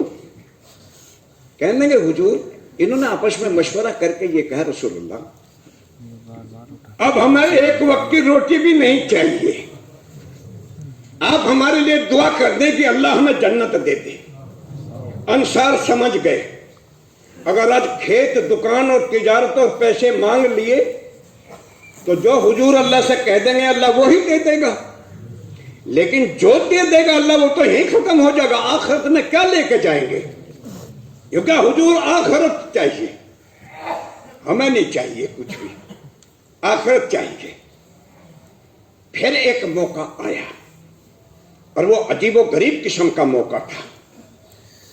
अंसार में से कुछ लोगों ने एक बात कही, मुजाहिदा तो करें हम, कुर्बानी दें हम, बच्चे भूखे रहे हमारे, खेतियां सूखे हमारी, और कोई मौका है तो हुजूर कहें कहां है अंसार, हमें रखे आगे, हमें रखे आगे। और जब कहीं से माल आए तो हुजूर दूसरों को माल दे दें, हम देखते ही रह जाएं, माल दें दूसरों को और मेहनत करें हम, मुजाहिदा करें हम, कुर्बानी दें हम, बच्चे हमारे भूखे प्यासे और कर्जदार हम, और माल दे दें हुजूर दूसरों को। हुजूर सल्लल्लाहु अलैहि वसल्लम के पास में ये बात पहुंच गई किसी जरिए से, रसूल अल्लाह अंसार ऐसे कह रहे हैं, अंसार ऐसे कहते हैं, ऐसे बोल रहे हैं अंसार कि हमें क्या मिला, कुर्बानी हमने दी, हमें क्या मिला। आपने फरमाया अबू बकर जल्दी से एक बड़े से घेर में जमा करो, क्योंकि शैतान आ गया। कौन आ गया? बोलो कौन आया? हाँ। जब आए जाएगा राह खुदा में और करेगा कोशिश, अब शैतान के रूप में आएगी बीवी, और शैतान के रूप में कभी आएगी मां, और कभी आएगी बहन, और कभी आएंगे अब्बा, और ये कहेंगे तू चला जाए, इसका क्या होगा और उसका क्या होगा। और अमीर साहब अभी नहीं भेज सकते, हम अभी नहीं भेज सकते, बाद में भेज देंगे। बाद में? अरे आज माहौल है, आज चला जाएगा, काम बन जाएगा, कल को ये माहौल खत्म हो जाएगा। आज तो बच्चे का जहन बन चुका है, और कल अगर भेजेगा बच्चे का जहन बिगड़ गया तो तेरा बच्चा तेरी बात भी नहीं मानेगा, फिर तू क्या कर देगा। आज तो माहौल है, आज माहौल बना हुआ है, आज काम खराब नहीं करना। अबू बकर जल्दी करो, शैतान आ गया। कौन आ गया? कौन आ गया? यूं कह दिया हमारा मौका ना, हमारा मौका क्या हो? क्या हो मौका? सोच के बताना ईमानदारी से। बच्चे का एक्सीडेंट होकर के पांव टूट गया और पांव लटक गया और घर में एक पैसा नहीं, तो क्या करेगा? बोलो क्या करेगा? बोलो क्या करेगा? क्यों लेगा कर्जा? छोड़ दो ऐसे ही, लो भाई। तुम भी मोहल्ले वालों कैसी बात कह रहे, जमात वालों? मेरे बच्चे का पांव टूट के ऐसे ही छोड़ दूं? जिंदगी बिगड़ जाएगी बच्चे की। हाय हाय, इसके पास में नमाज ना हुई, कुरान ना हुआ, ईमान ना हुआ तो जिंदगी ज्यादा बिगड़ेगी। अगर टूटा हुआ पांव रह गया तो कोई खतरे की बात नहीं है, लेकिन बगैर इनके मर गया तो अब है खतरा। बच्चे के एक्सीडेंट में पांव टूट गया तो इसके लिए कर्जा क्यों लेता है? बीवी का जेवर गिरवी क्यों रखता है? बताए कोई हमें इस बात को। कर्जा क्यों लेता है? जेवर गिरवी क्यों रखता है? जमीन गिरवी क्यों रखता है? 1 साल के लिए कि बच्चे के पांव का मसला, तो इस काम के लिए कर्जा ले ले कि तेरा बच्चा ईमान सीख ले, कलमा सीख ले, नमाज सीख ले, ताकि घर का माहौल बन जाए, घर में दीन आ जाए, खुदा की रहमत और बरकत आ जाए। ये ख्याल नहीं आता। अबू बकर जल्दी जोड़ो, सब आ गए। आपने फरमाया अंसार कुछ बात सुनने को आई है, कुछ बात सुनने को आई, सुनो। अंसार तुम गुमराह थे, कुछ नहीं जानते थे, मेरी वजह से तुम्हें हिदायत मिली। तुम किसी काम के नहीं थे, अल्लाह ने तुम्हें काम का इंसान बनाया। तुम्हारे पास में ईमान नहीं था, मेरी वजह से तुम्हें ईमान मिला। अंसार ने कहा बेशक रसूल अल्लाह। आपने फरमाया अंसार तुम भी कहो, आज तुम भी कहो। अंसार की आंख में आंसू आ गए, दाढ़ियां तर हो गई रोते रोते। आपने फरमाया अंसार कुछ कहो। हुजूर हम क्या कहें? फरमाया मैं बताऊं?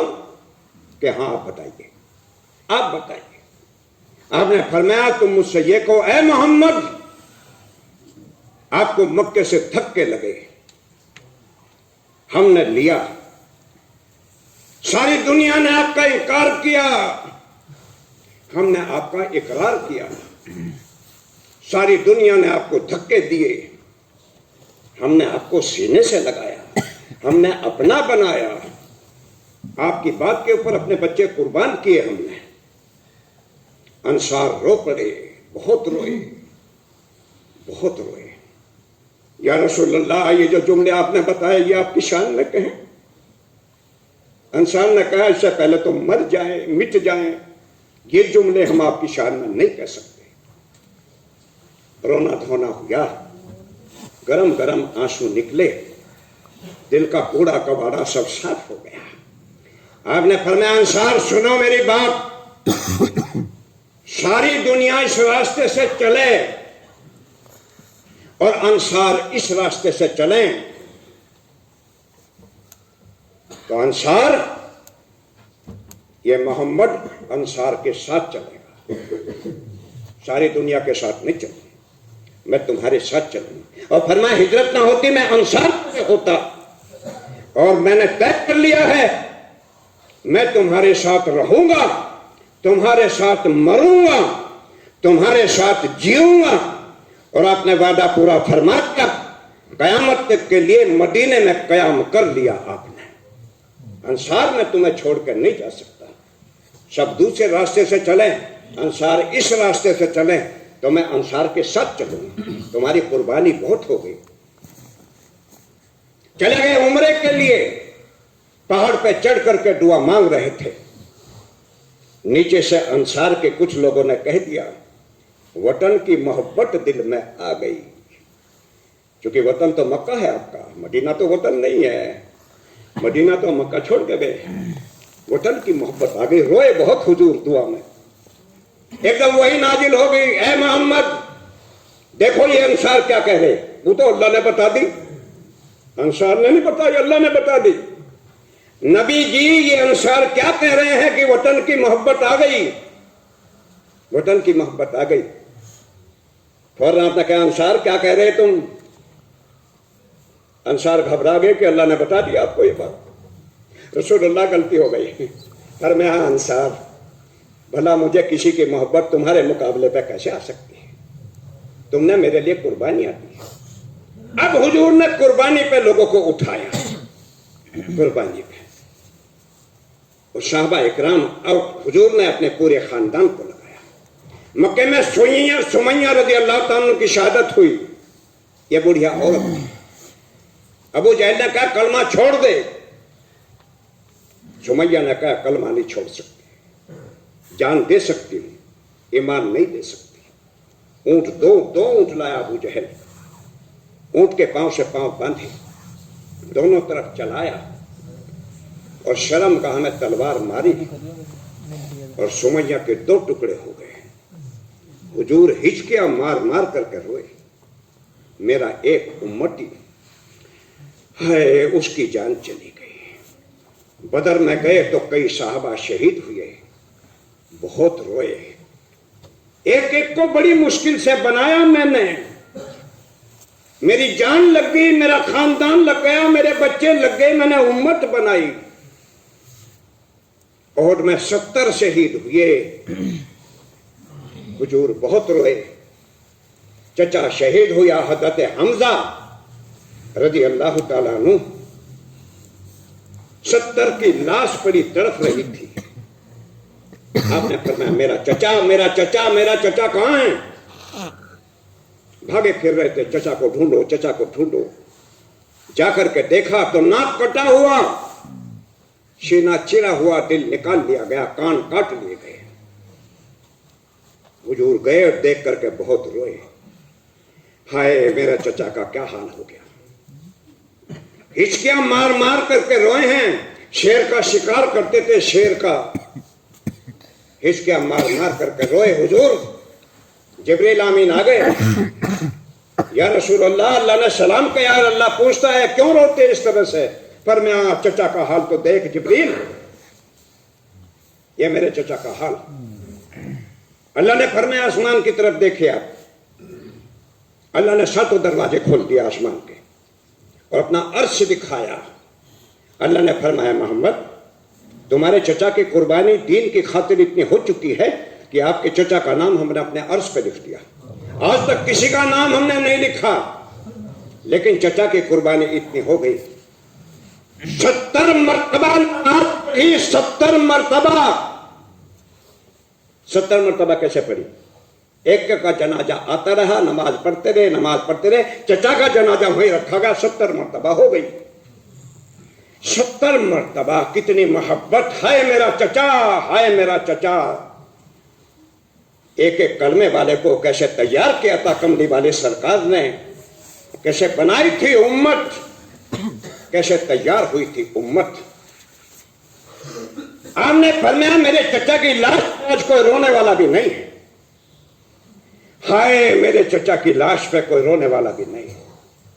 साद बिन उबैदा साहबी भागे हुए गए मदीने में और मदीने की औरतों से कहा, ये औरतों हुजूर के घर पे चलो, वहां रोना। सुख्तर शहीद हो गए, हर घर से रोने की आवाज आ रही थी। किसी का भाई शहीद हुआ, किसी का बेटा और किसी का बाप। सारी औरतें इकट्ठी होकर के आ गई। आपने फरमाया क्यों आई हो? हुजूर आपके चचा को रोने आए। फरमाया जाओ वापस। उस वक्त रोना जायज था, बाद में मना हो गया। ये बात इसलिए कही थी कि हुजूर का खानदान मक्के से मदीना अभी नहीं आया। ये बात इसलिए कही थी कि मेरे चचा की लाश पे आज कोई रोने वाला नहीं, क्योंकि आपका खानदान अभी मदीने में नहीं आया था पूरा।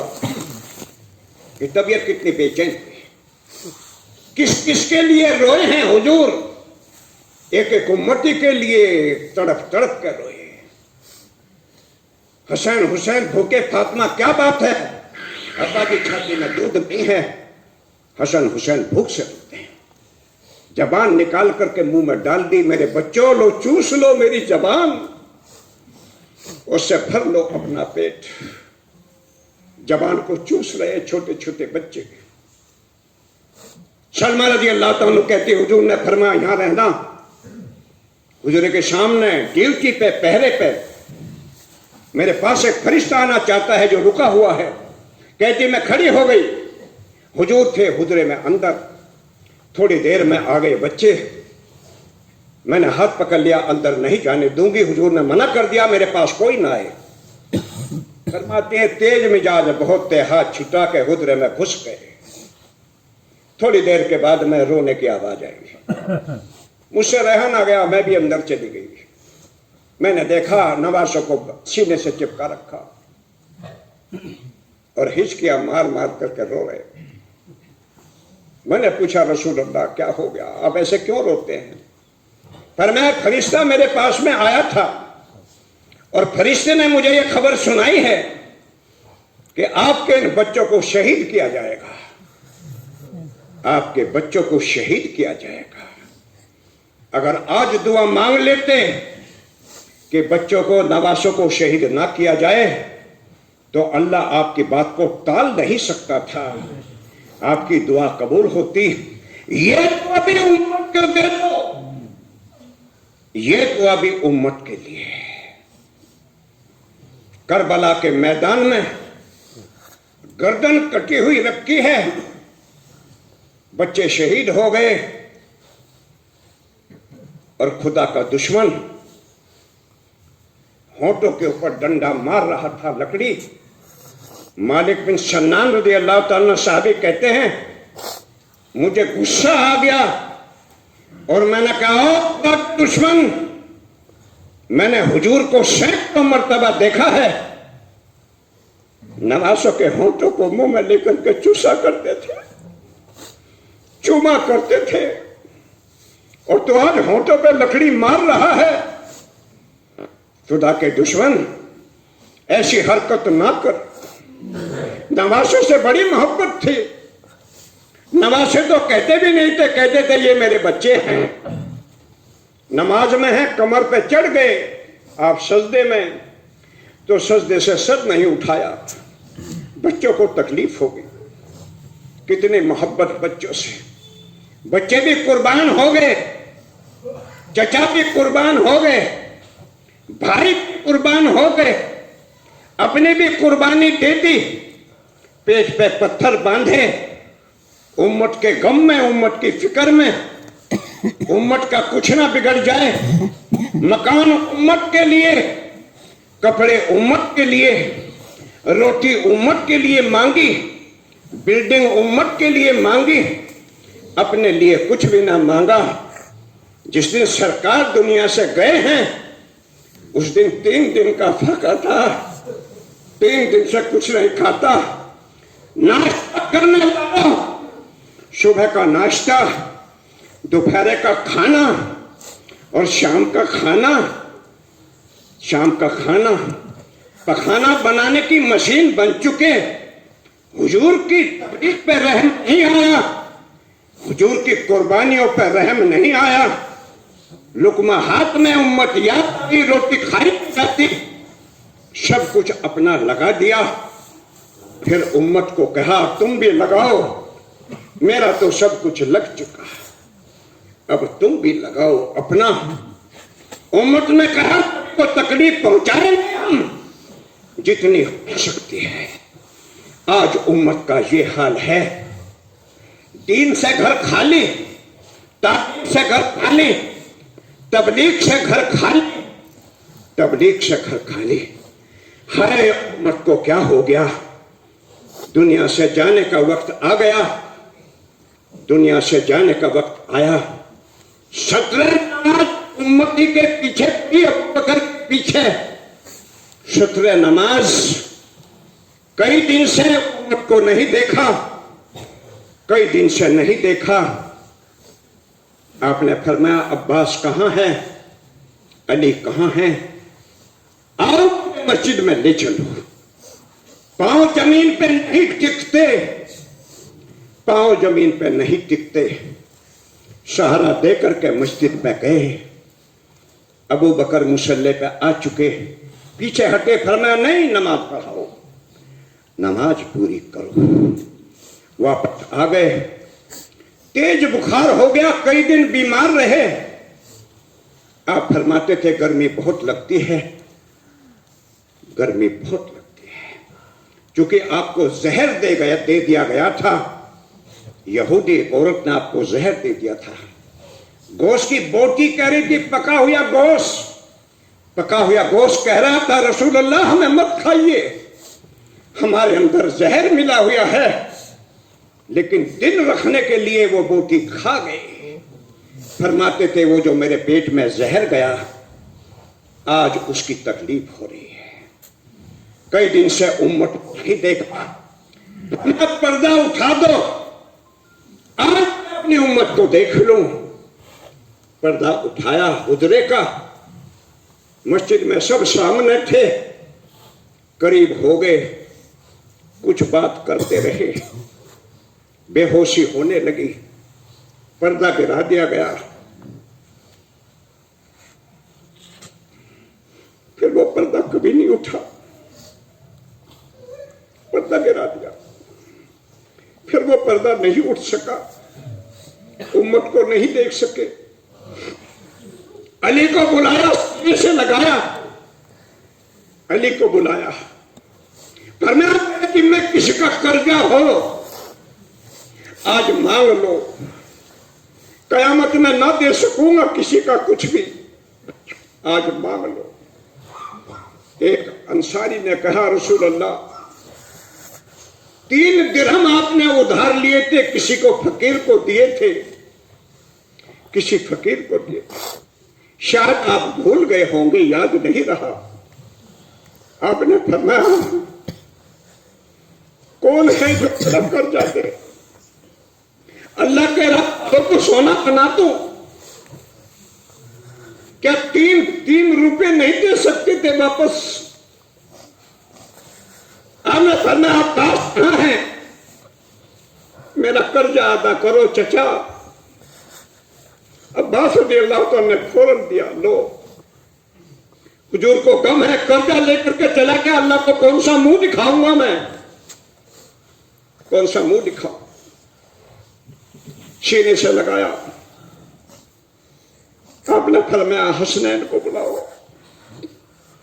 नवासे आ गए, किसी को सीने से लगा के नहीं रोए, हसन हुसैन को सीने से लगा के हिचकियां बंद गई। या रसूल अल्लाह क्यों रोते? इसने फरमाया ये मेरे बच्चे शहीद होंगे, इनकी जान अल्लाह के नाम पे जाएगी, इनकी जान जाएगी। मौत का फरिश्ता आ गया। आपने फरमाया कौन की मौत का फरिश्ता है? किसी से इजाजत नहीं लेता। या रसूल अल्लाह अंदर आ जाऊं? क्यों आया? आपको लेने, आपको लेने, मुझे हाथ मत लगाना। जिब्रील आमीन आ गए, फरिश्ता आ गया। जिब्रील मुझे ये बताओ मेरे बाद में अल्लाह मेरी उम्मत के साथ में क्या करेगा? मेरी उम्मत के सामने क्या करेगा। जिब्रील का आना जाना हुआ। अल्लाह ताला ने फरमाया मोहम्मद आपकी मुलाकात का बड़ा इश्तियाक है, आप आइए। अल्लाह मेरी उम्मत के बारे में बताते मेरी उम्मत के साथ मेरे बाद क्या करेगा। अल्लाह ने कह दिया आपकी उम्मत के बारे में मैं आपको खुश करूंगा, खुश करूंगा। हुजूर ने फरमाया मेरे अल्लाह ने वादा किया है और मेरा अल्लाह वादा खिलाफी नहीं करता। अल्लाह क़यामत में पूछेगा खुश होगे कि नहीं। जब तक एक एक उम्मती को जन्नत में दाखिल ना करा लूंगा मैं कहूंगा अभी खुश नहीं हुआ, अभी खुश नहीं हुआ। और अल्लाह ने वादा कर लिया कि मुझे खुश करेगा। लेकिन वह कौन सी उम्मत होगी, वो कौन सी उम्मत होगी। वो उम्मत वो होगी अल्लाह के नाम पे जान दे, माल मांगा जाए तो माल देते और जान मांगी जाए तो जान देते। जान मांगी जाए तो जान देते और माल मांगा जाए तो माल देते। जिब्रील आमीन आ गए, एक तरफ को मुंह करके खड़े हो गए। आपने फरमाया जिब्रील आज मेरा मुंह अच्छा नहीं लगता तुझे। रसूलुल्लाह बात ये नहीं है। देखा तो फरिश्ता भी रो रहा था, फरिश्ता रो रहा था। रसूलुल्लाह आज के बाद मैं आपको कहां तलाश करूंगा। कभी मैं ओहद में आया, कभी बदर में आया, कभी जंगल में आया, कभी घर पे आया, वही लेकर गए। आज के बाद मेरा आना जाना बंद हो जाएगा, मैं आपको कहां तलाश करूंगा या रसूलुल्लाह। इस हाल में दुनिया से कितने कुर्बानी थी। आज हम कुर्बानी के नाम पे जान बचाती है। आज के तुम्हारे इस मजमे से हम ये चाहते हैं, हम ये चाहते हैं इस मजमे के अंदर से 4 महीने की पैदल की जमात बनाओ और कुछ ऐसे जवान खड़े हो जाएं अल्लाह के नाम के लिए। या तो अल्लाह का दीन जिंदा होगा या हमारी कब्र कहीं जाकर के बनेगी। हम दुनिया में जिंदा रहें और हुजूर के दीन को धक्के लग जाएं, ये हम कैसे गवारा करेंगे। मेरे बाप को कोई धक्का दे दे तो कत्लो गारत हो जाए, मुकदमे चल जाएं। और हुजूर का दीन तो हमें सबसे ज्यादा प्यारा है, मां से प्यारा, बाप से भी प्यारा, सबसे ज्यादा प्यारा है नबी का काम है। इसके लिए आज इस मजमे से चाहते हैं 4 महीने की जमात बने। कुछ लोगों के नाम पहले आ भी चुके हैं। आज हम ये चाहते हैं मोहम्मदिन कुल्लमा ज़करहु ज़ाकिरून सल्ली अला सय्यदिना मुहम्मदिन कुल्लमा गफला अन ज़िक्रिहिल गाफिलून वसल्लिम तस्लीमन कसीरन कसीरा। या हय्यु या क़य्यूम वफ़ु अन्ना वग़फिर लना वरहमना अंत मौलाना फंसुरना अला क़ौमिल काफ़िरीन। ऐ अल्लाह इस सारे मजमे को कबूल फरमा, इसके बैठने को कबूल फरमा, कुर्बानियों को कबूल फरमा, जो जमात बनी इसको कबूल फरमा, और जो 3 बाद में खड़े हुए इनको कबूल फरमा, और जो प्रधान जी ने आदमी देने का वादा किया है अल्लाह वादा पूरा करा दे, इनके आदमी को तैयार कर दे, दिल बदलने का फैसला कर दे। ऐ अल्लाह इन सबको कबूल फरमा, गैबी मदद शामिल हाल फरमा, तौबा की तौफीक नसीब फरमा, बीमारों को सेहत अता फरमा, बेरोजगारों को रोजगार अता फरमा, जिन घरों पे बेनिकाही लड़कियां हैं निकाह की शक्लें पैदा फरमा, हम सब के साथ भलाई का मामला फरमा, बातिल की बातिल में टक्कर करके बातिल को खत्म फरमा, हक और हक वालों का गलबा फरमा। ऐ अल्लाह हमारी मदद फरमा, अल्लाह तू हमारी मदद को आ जा। पहले वालों की मदद तू नहीं करी थी, मुसलमानों की शिकस्त हो रही थी, फतेह में तू नहीं बदली थी, कामयाबी तू नहीं दी थी। तो वही खुदा है जिसने बदर में हमारी मदद करी थी। अल्लाह हमारी मदद को आ जा। ऐ अल्लाह हमारा हाल खराब हो चुका है, हमारे दिल भी बदल गए हैं, हमारे दिलों के बदलने का फैसला कर दे। अल्लाह तू हमारे दिल में आ जा। ऐ अल्लाह हमारे कारोबार की हिफाजत फरमा। जो जमात नकद कुर्बानी की बनी इसको कबूल फरमा, इसका निकलना आसान फरमा। कदम कदम पे इनकी नुसरत फरमा, इनकी हाजतों को पूरा फरमा। ऐ अल्लाह इनकी हाजतों को पूरा फरमा। कदम कदम पे इनकी मदद कर दे और इनका निकलना आसान कर दे। इनके घर वालों को भी कबूल फरमा, इनके दोस्तों को कबूल फरमा, इनके रिश्तेदारों को भी कबूल फरमा। ऐ अल्लाह हमारे बच्चों को कबूल फरमा, हमारे बेटों को कबूल फरमा, हमारे पोतों को कबूल फरमा, हमारे नवासों को कबूल फरमा। आज के इस मजमे की बख्शिश फरमा। ऐ अल्लाह हमारी पुकार सुन ले। तू ना सुनेगा तो कौन सुनेगा? तुझे छोड़ के हम कहां चले जाएं? तेरे अलावा हमारा कोई सहारा और मददगार नहीं है। लोगों ने तो ये कहा है, देखो ये मुसलमान है, ये करो वो करो, लेकिन तो सब कुछ देख रहा था। अल्लाह हमारी मदद को आ जा, हमारी रहबरी कर दे, हमारी मदद के लिए खड़ा हो जा। ऐ अल्लाह अपनी रहमत की चादर हमारे ऊपर डाल दे, हमारे गुनाहों को छिपा ले, हमारे गुनाहों को माफ कर दे, हमारी तौबा कबूल कर ले। आज के इस मजमे की बख्शिश कर दे, इस जमात को कबूल फरमा। इनके निकलने की बरकत से पूरे इलाके में हलचल हो जाए, इसकी पूरी शक्ल पैदा कर दे। अपने करम से हमारी दुआ को कबूल फरमा। ऐ अल्लाह इस बस्ती के अंदर जिन्नात बहुत परेशान कर रहे हैं। ऐ अल्लाह जिन्नात को दफे फरमा।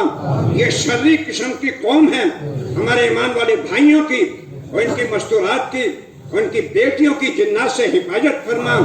ऐ अल्लाह अपने करम से इनको हटा दे, इनमें इतनी ताकत नहीं है। ऐ अल्लाह इनको हटा दे और जिन्नात के शर से, इंसानों के शर से, मखलूक